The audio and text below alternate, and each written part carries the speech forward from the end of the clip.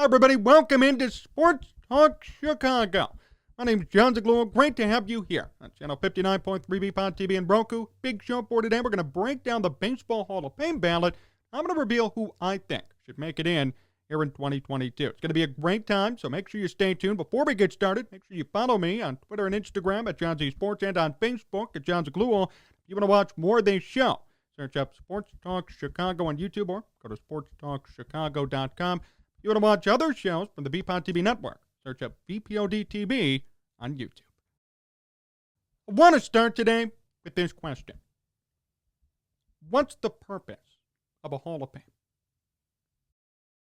Big picture, not just baseball, basketball in general.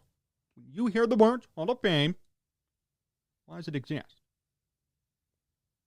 What's the point? What's the premise? It's to honor the best of the best, right? Not going to put in somebody who doesn't deserve it, but also you're not going to keep somebody out if they're integral to what you're promoting. That one's a hard pill to swallow for some people. I get it. I was once on the opposite side, on the opposite spectrum. For many years, I used to say, you know what? No steroid users in the Hall of Fame. None. By the ballot, wouldn't vote for any of them. I was adamant. Got into arguments with people about it all the time. I never understood the other side. I never understood why there'd be a benefit in letting someone in who used steroids or who cheated. And some of you might say, well, Jon, you're still wrong. There is no benefit. I hear you. And I used to agree with you. But I want to posit this to you. What's the point of a Hall of Fame? What are we doing with having one of these? Are we supposed to sit around and be gatekeepers? Or, you're an integral part of the game, you deserve to be there, no matter what. I mean, let's not forget, Bud Schilling is in the Hall of Fame. He promoted steroid use. Everybody who I've had on this program has said there are steroid users in the Hall of Fame. I don't know who they are. There are suspicions and certain guys there were rumors. The fact is, though, everybody agrees. There are steroid users. There are known cheaters in the Hall of Fame today. So what are we supposed to do? Are we supposed to continue to reject history? Or at this point, should we let bygones be bygones, recognize there was an era in baseball of rampant cheating, and move on? Like it or not, Barry Bonds was the greatest player of his generation, one of the greatest players of all time. Steroids or not. He was already at 400 homers before he started using. Or supposedly started using. And you could say, well, he did use. That's his punishment. Well, everybody did. It was promoted because baseball at the time was unpopular after the lockout in 1994. Baseball needed something to essentially resurrect itself and be better. 1998, Sosa McGuire home run chase. Everybody remembers it. I'm not saying those two should be in. Although I wouldn't have a problem with them getting in. But for my ballot, I would be voting for the best of their era. Out of all steroid users, out of everybody who supposedly cheated, we're the best. We're the greatest. Barry Bonds, Roger Clemens. They were. They defined the era. Sammy Sosa, before steroids, was nothing. Journeyman. A lot of these guys, before steroids, nothing. Those two, Hall of Famers already. Hall of Famers already. No doubt, no question. Clemens already won an MVP. Bonds, too. They were great. The steroids might have made them last longer, but the fact is, they would have gotten in anyway. They were the greatest of their era. You got some guys who needed steroids to even be good. Raphael Pomero. Raphael Pomero was with the Cubs, made an all-star team, hitting 9 home runs in a season. Used to be a contact hitter. 180, 190 hits a year, 9 homers, 284, all-star. And now we sit here today, 500 homers, 3,000 hits. Obviously, he needed the steroids.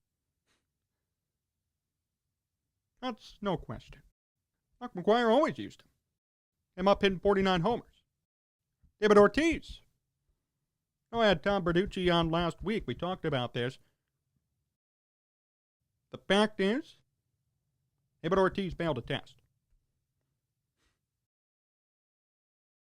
I don't care if it was anonymous, if the commissioner who encouraged cheating tried to clear his name. The fact is, it came back positive. And look at Ortiz's numbers in Minnesota and in Boston. David Ortiz was about to be demoted. He was about to be out of the game. That's why Minnesota traded him. He did nothing. 259 hitter, 10, 15 homers. He was nothing special. Bigger guy, first baseman, DH. That's it. Couldn't hit for average. Really didn't hit for power. Did nothing till he came to Boston.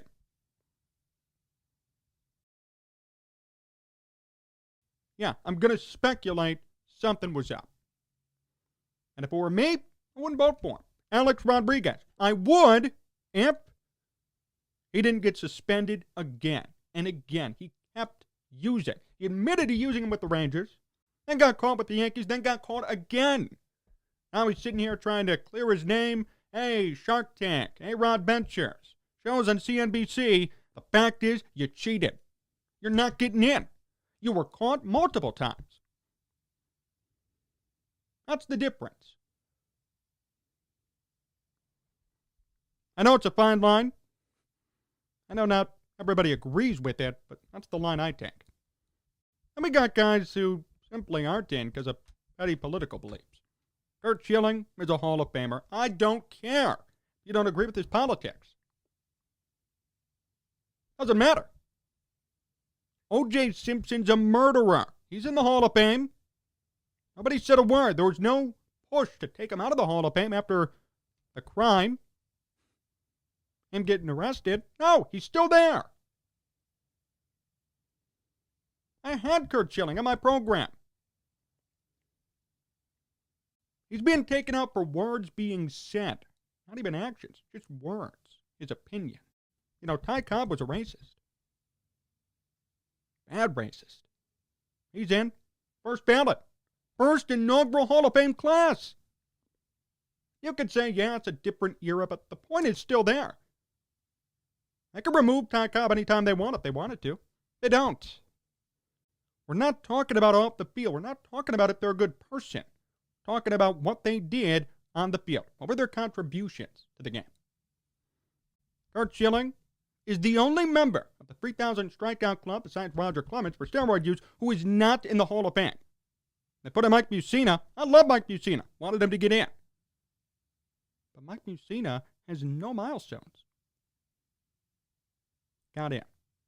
Why is Curt Schilling on his 10th year in the ballot still not in the Hall of Fame?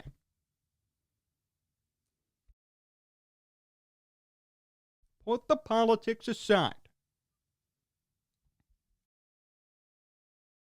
Great pitcher, good postseason resume, great regular season.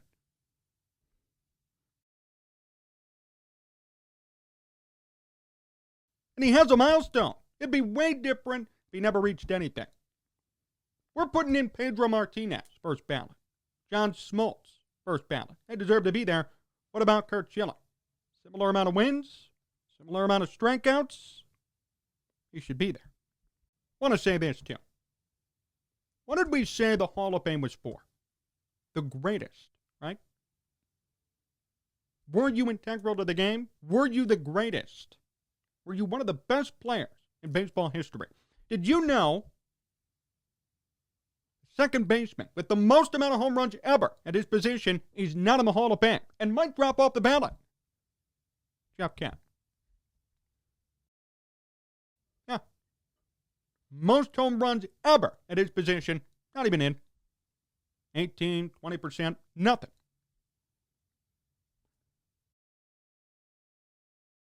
I know the argument is defense.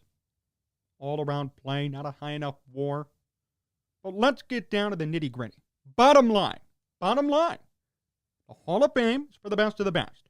If you're the greatest at your position, you deserve to be there. The greatest power-hitting second baseman in all of baseball history is not in the Hall of Fame today. Is that a problem?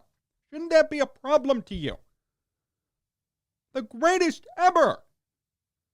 You know who had the old record? Ryne Sandberg. 282 homers. That's a 377. MVP winner. How the hell is he not in there? You're the greatest at your position. You should be in. No questions asked. He's a record holder. Put him in the Hall, my gosh. Still waiting on that. And yes, Billy Wagner should be there too. I get it. Billy Wagner may not have any records per se, but one of the greatest left-handed relievers of all time. One of the greatest closers of all time. Top 10 in saves, 400 plus, dominant. Could have played longer too. I've had Wagner on. I'm going to have him on again this week. He was a dominant pitcher. The one drawback for him that everybody says is the postseason resume. I get it. I understand. Should have maybe done better in those bigger moments. But the fact is, he was an effective closer. Those were anomalies. Look at his track record. Look at what he did. You know, the guy struck out more players per 9 innings than Mariano Rivera. He was a more dominant pitcher. He beats you with his fastball, with his slider. And played for less time. And didn't get a chance to close till the midpoint in his career. Didn't start as a closer. The time in which he was a closer, though, his peak was great. And he should be there. And there's no question, there really shouldn't be an argument about him. And there's been a lot of support for him recently. That's why I have him on my program. I want people to really hear his case. Because there is a case to be made. More than a case. I mean, to me, I would have voted for him right away. And that's the extent of my ballot. There are a lot of good players who fall just short. A lot of guys who I won't vote for, like Gary Sheffield, great player, would not have been a Hall of Famer without the steroids. Would never have reached the milestones he reached without steroids. Sorry. Great player, respect him a bunch. But he needed the steroids to prop himself up. Todd Helton, Coors Field, next. Todd Helton never had any milestones to his name. Scott Roland, same thing, never had a milestone. Scott Roland was never a big-time franchise-type player. He was a nobody. Not a big deal when he played. I remember. I grew up watching him. Big rookie, highly touted. But he never achieved really too much. A couple of World Series, great, but never was a big league leader. Or an all-star, big-time all-star, and everybody knew him. He was a regional guy, good player, not a Hall of Famer. Andrew Jones, you can make a case, but didn't play long enough and really declined after 2006. Andy Ramirez needed steroids, same with Sammy Sosa. Andy Pettitte, too. Andy Pettitte used steroids, he admitted to it. And Andy Pettitte's ERA is way too high, in my book. Then again, Jack Morris got in. So, can't make the ERA argument anymore, but I could make the steroid one. How we needed them to continue to be good. A lot of really interesting first-year guys on the ballot, and I do have a couple of extra votes. I would actually toss one to Mark Buehrle. You might say, why? What are you doing? Mark Buehrle wasn't a superstar. Maybe not. That's a personal bias. Mark Buehrle, I loved as a model of consistency. 200-plus innings pitched for 12 years in a row. 200-plus wins. Pitched a contact guy. Lasted this long in baseball, throwing 85 miles per hour. That's skill. That's craft. Didn't overpower everybody. Didn't have a 99-mile-per-hour fastball. He thought about what pitches to throw. He was an actual pitcher, not a thrower.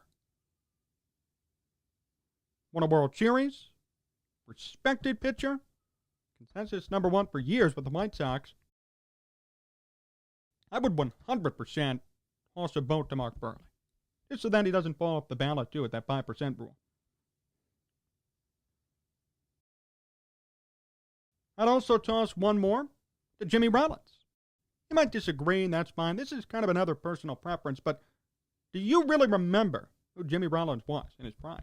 I do. I grew up watching him. MVP 2008. Great player. My goodness. 2,400 hits. Got that MVP. Not a bad player. All-time leader in Phillies history in hits. He was a Philly great. You know, there are a lot of times when it comes to the Hall of Fame where certain players who just play for franchises get in. You know, Chipper Jones, whom I love, had no milestones, didn't get to 500 homers, didn't get to 3,000 hits, got in the Hall of Fame. Why? All-time Brave. One of the greatest Braves players ever in the Hall of Fame. Jimmy Rollins, you could argue, one of the greatest Philly players ever. Leads them in hits. 2306 in Philadelphia. Speedy, played good defense. All-Star MVP. I would not mind tossing a vote to Jimmy Rollins either. A couple of other guys I would think about but probably would not vote for. Joe Nathan, Prince Fielder. Prince Fielder was a Hall of Famer, and I think he would have gotten in if he played a little bit longer. Tim Hudson is still out there, too, on his second year. Bobby Abreu and Torrey Hunter. All these guys very close, but probably would not get my vote. Just a bit too short.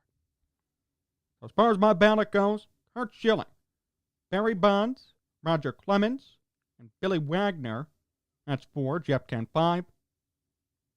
Mark Burley, 6. And Jimmy Rollins, 7. That's my ballot. Wish I had a vote. I don't. Got to be a member of the BBWAA for 10 years. But we've had people on this program, and we will continue to have people on this program who do vote. Had Tom Bertucci last week. Going to have David Haw again on soon. Potentially Bruce Miles, other people that we're going to get on, talk about the ballot. It always makes for an interesting conversation. And there's a reason why, I've been told this many times, there's a reason why baseball's Hall of Fame is so scrutinized. Because it's so public. All these writers voting, it's tracked, everybody cares. There's a reason why people care about this and not necessarily the Pro Football Hall of Fame, the Basketball Hall of Fame. Everybody gets into the basketball one. This one is so elite. Even the football one. Got 5 or 6 guys going in every year. Here, you're lucky if you get 1 or 2. This is an exclusive club. Hard to get in. Needs 75% of all votes cast.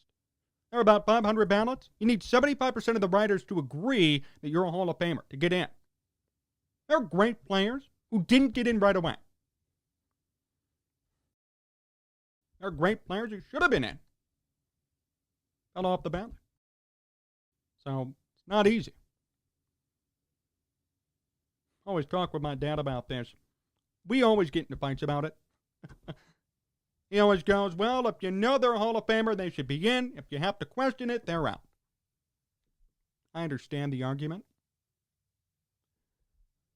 Maybe my definition of a Hall of Famer is a bit more liberal.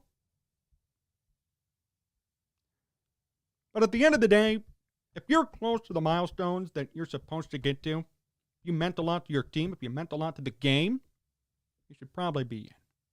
If you needed steroids as a crutch, if you really just weren't that good, if you come close but not close enough, no, you're not. There's a Hall of Very Good. There's a Hall of Fame. That's why it's called the Hall of Fame. It's an exclusive club, and you have to be damn good. Great to get in. Thanks for watching today's show here on BPOT TV, channel 59.3 in Roku. Really appreciate the time. Remember, you can follow me on Twitter and Instagram at Jon Z Sports and on Facebook at Jon Zaghloul. If you want to watch more shows too, make sure you follow me on YouTube. Subscribe to the channel at Sports Talk Chicago. Remember to tune in this week. Big interviews coming up. Billy Wagner, Chuck Garpine, Randy Mueller. And we hope you tune in next week and the week after too, right here on BPOT TV. So long, everyone.